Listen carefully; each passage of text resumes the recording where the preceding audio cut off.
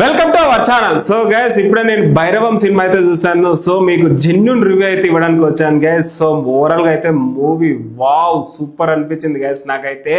So overall గా అయితే ముగ్గురు క్యారెక్టర్స్ చించి పడేశారు guys. Varada character, Gajapathi character and Srinu character అయితే చించి పడేశారు వీళ్ళ ముగ్గురు క్యారెక్టర్స్ అయితే.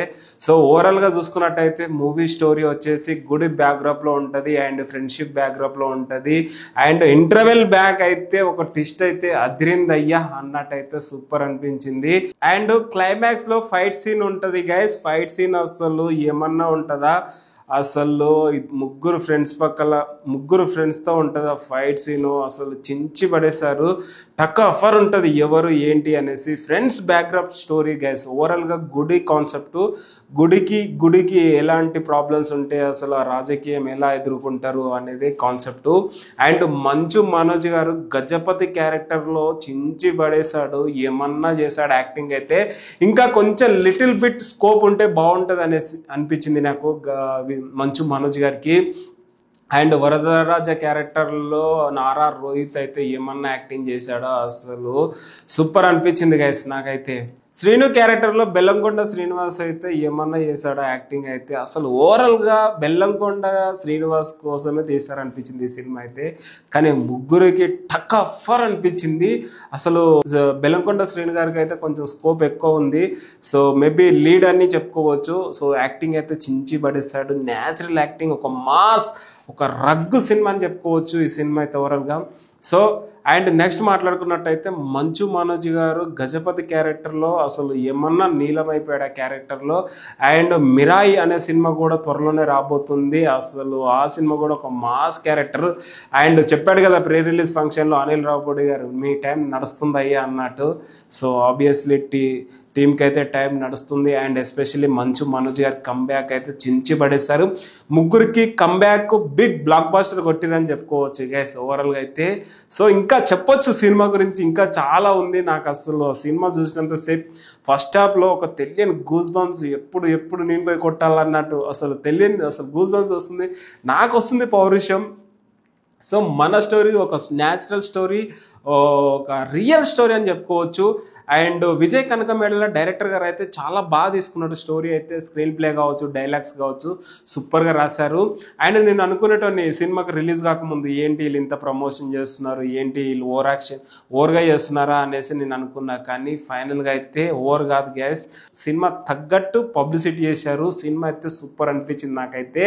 అండ్ విజయ్ కనకమేడల గారు చెప్పారు కదా సినిమా పక్కా బ్లాక్ బస్టర్ అవుతుంది అనేసి చెప్పాడు కదా.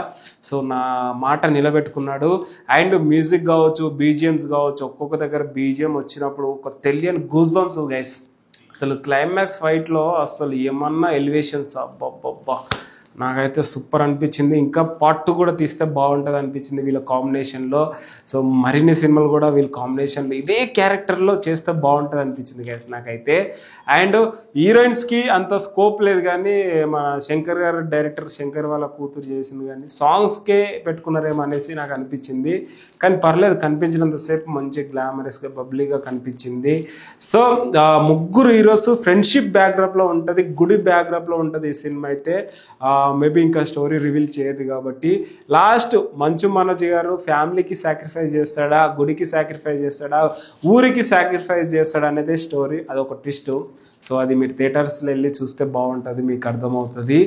సో బెల్లంకొండ శ్రీనివాస్ సో చాలా డేస్ తర్వాత ఇట్టు కొట్టిందని చెప్పుకోవచ్చు. అండ్ నారా రోహిత్ కూడా చాలా డేస్ తర్వాత ఇట్టు కొట్టిందని చెప్పుకోవచ్చు.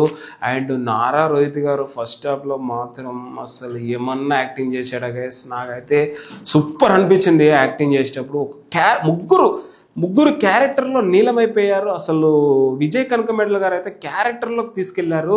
అండ్ చైల్డ్ లీడర్స్ కూడా చాలా బాగా చేశారు యాక్టింగ్ కూడా అసలు వాళ్ళకు కూడా. అండ్ ఎస్పెషల్లీ జయసుధ గారి క్యారెక్టర్ అయితే అసలు ఎమోషనల్ అనిపించింది. Family drama, emotional action cinema, ఓవరాల్గా కమర్షియల్ సినిమా అని చెప్పుకోవచ్చు. మంచిగా తీశాడు విజయ్ కనకమేడల గారు అయితే. అండ్ ప్రొడ్యూసర్ రాధాకృష్ణ గారు కూడా చాలా మంచి క్వాలిటీ పెట్టాడు, మంచి గ్రాండ్గా రిలీజ్ చేశాడు. మేబీ సినిమా అయితే సక్సెస్ కొట్టిండు, మేబీ హ్యాపీగా ఉంటాడు అనేది చెప్పుకోవచ్చు మేబీ ప్రొడ్యూసర్ గారు. సో అంతే గైస్, ఫైనల్గా అయితే మన గజపతి శ్రీను వరద, ఈ ముగ్గురు అయితే ఇట్టు కొట్టేశారు. సో మేబీ పార్ట్ 2 కోసం వెయిట్ చేద్దాం. మేబీ ఇలా సీక్వెల్ ఉంటే బాగుంటుంది అనేసి అనిపించింది గైస్. ఓవరాల్గా అయితే సినిమా చాలా బాగుంది, నాకైతే నచ్చింది. 1 టైం 2 టైం వాచింగ్ అని చెప్పుకోవచ్చు. సో అంతే గైస్, దట్స్ ఇట్.